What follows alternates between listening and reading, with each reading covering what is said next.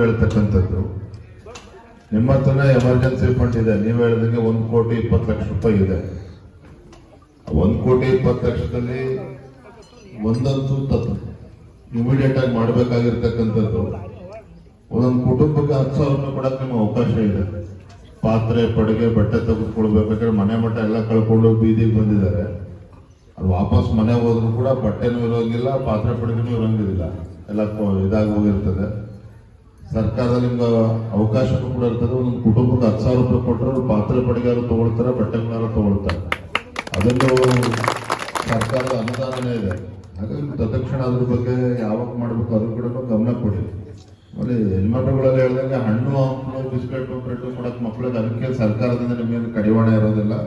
ತಕ್ಷಣ ಮಕ್ಕಳಿಗೂ ತೊಂದರೆ ಆಗದ ರೀತಿಯಲ್ಲಿ ಇವತ್ತೇ ಅವ್ರಿಗೆ ಬ್ರೆಡ್ ಹಣ್ಣು ಅದೆಲ್ಲ ವ್ಯವಸ್ಥೆ ಮಾಡೋಕ್ಕೆ ಏನ್ ಬೇಕು ಅದನ್ನ ತಕ್ಷಣ ಮಾಡ್ರಿ. ಪಾಪ ಮಕ್ಕಳುಗಳನ್ನು ಅನ್ನ ಸಾರು ತಿನ್ಕೊಂಡೇ ಇರ್ಬೇಕು ಅಂದ್ರೆ ಕಷ್ಟ ಆಗ್ತದೆ.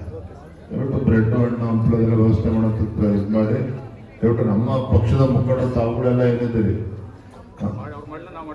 ಅಲ್ಲಲ್ಲ ಅವರು ಮಾಡ್ತಾರೆ. ನೀವು ಅವ್ರು ಹೊತ್ಕೊಳ್ಳೋಕೆ ಬೆಡ್ಶೀಟು ಎಲ್ಲ ವ್ಯವಸ್ಥೆ ಮಾಡೋ ದೃಷ್ಟಿಯಿಂದ ನೀವು ಗುಲ್ಬರ್ಗದಲ್ಲಿ ನಮ್ಮ ಮುಖಂಡರಿಗೆ ಹೇಳಿ ಯಾವ ರೀತಿ ಅವ್ರಿಗೆ ಸಹಕಾರ ಕೊಡಬೇಕು ಅದ್ರ ಕಡೆನೂ ಕೂಡ ಗಮನ ಕೊಡಿ.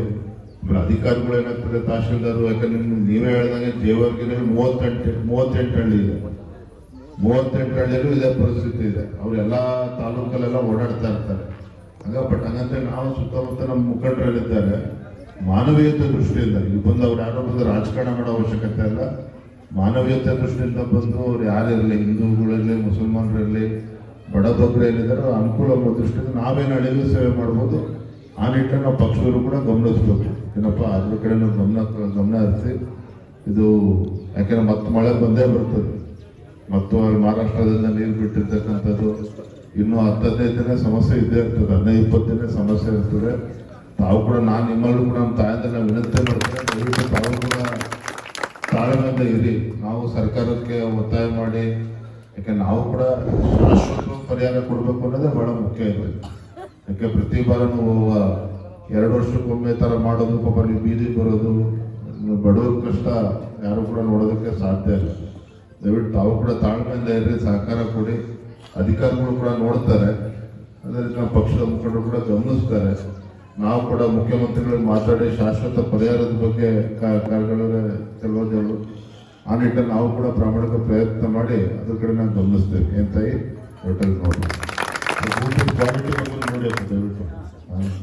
ಕಾಟಾಚಾರಕ್ಕೆ ಅಡುಗೆ ಮಾಡಿ ಹಾಕಂಥದ್ದು ಆಗಬಾರ್ದು. ತರಕಾರಿ ಎಲ್ಲ ಹಾಕಿ ಒಳ್ಳೆ ರೀತಿಯಲ್ಲಿ ಅಡುಗೆ ಮಾಡೋಕೆ ಗಮನ ಕೊಡಿ.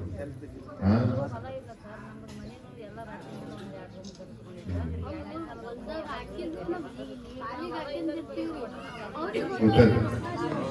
2 ನಿಮಿಷ ನಡೆದವರು 2 ನಿಮಿಷ ಮಾತಾಡ್ತಾರೆ.